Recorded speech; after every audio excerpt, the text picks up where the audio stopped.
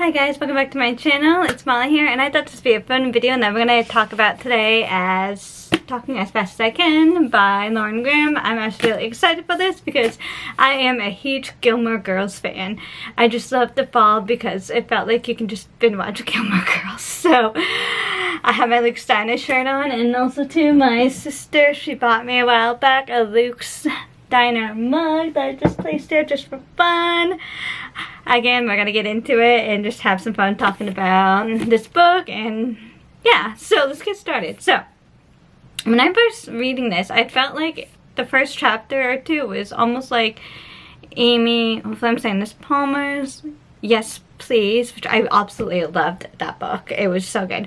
So I felt like she was kind of writing it that way as well, but when you keep going, it's not, because it's about her life, Lauren Graham's. So it's different, and I actually really enjoyed this book. So first it started off her going through college and theater, trying to break into the industry, and I really liked that. It just felt like it shows how hard it can be, and it definitely can be hard, especially when you're trying to pay bills and everything, and trying to just break into the industry and getting all the roles that you hopefully wanted to get. So it's just definitely interesting. And then she never had a diary during Gilmore Girls, the original series, so she actually in this book basically binge watches the whole series, and she talks about each season, which I find very interesting because it's just fun to go back and read from her perspective as she's going through it. So it's like, it really made me want to binge watch the series even more. And then too, she also talked about the show Parenthood, which I have never watched, and because of this book, it's on like my to watch list. I think it would be a good show, so feel free to leave a comment down below if you watched Parenthood. I heard really good things about it, and I just have not had time to watch it. So this book, yeah, kind of made me want to watch it even more. So we're gonna hopefully watch it this year. And then in this book, she also writes a letter called Old Lady Jackson, which is kind of cute. It's just, you know, telling the reader how much she cares about the reader, and, you know, hopefully they're spending quality time, having their eyes open in life and all that. I thought it was really cute, and, you know, just being in the present moment. I was like, oh, I really like that.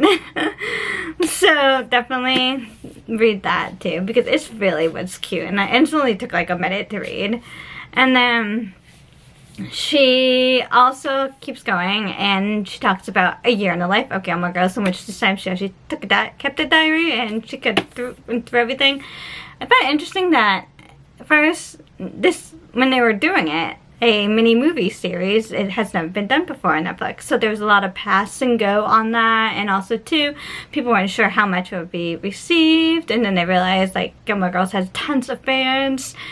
And it was very interesting. And also too, they only had a certain amount of set time to film A Year in the Life, because everything else, like the other time slots, were booked from filming different things. And to just like her being back on the lot, and knowing that they tried to create the whole scenery of it, because some of the stuff was there, but then also too, they just had to redo everything. It was just really interesting to read, and her going through like all the main actors and actresses come back, so it was just really fun to read. And also too, like some of the heartbreak on set because of the grandfather, I forget his name right now, he passed away, so it was just like sweet reading that part too. And like, yeah.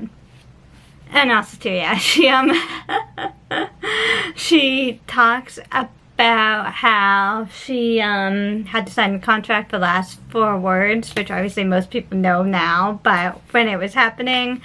And also too, she kept saying in the book, isn't this a cliffhanger? And to like everyone, even the writers, and they're like, like, yeah, we're not gonna talk about that. And then she kept going like, is this a cliffhanger? Which kind of reminded me of, if you ever read Rick Riordan's books, the Percy Jackson series, who's known to be a cliffhanger at the end. So it kind of reminded me of that. Overall, I gave it a 3 out of 5 stars. If you're a Gilmore Girls fan, definitely read this. I found it fun and interesting. And then, 2, it's just a light read as well. There is about 205 pages in this book, so it's not a bad read. It's a pretty quick read if you just want to, you know, glance around, just have something quick to read. So I definitely enjoyed it. I'm hoping to get her next book as well. So yeah, that is my review on it as a Gilmore Girls fan. And also too, I liked Lauren Graham. I actually just recently watched Zoe's Extraordinary Playlist, and I did not know she was in it, and I actually think she did a really good job. I loved when she sang War by Katy Perry, so I'm a pretty good fan of hers. I really enjoyed reading this book. So other than that, did you guys read this book before? Are you a fan of Gilmore Girls as well? So feel free to leave a comment down below, and I'll see you guys in the next video. Bye. Don't forget to like and subscribe.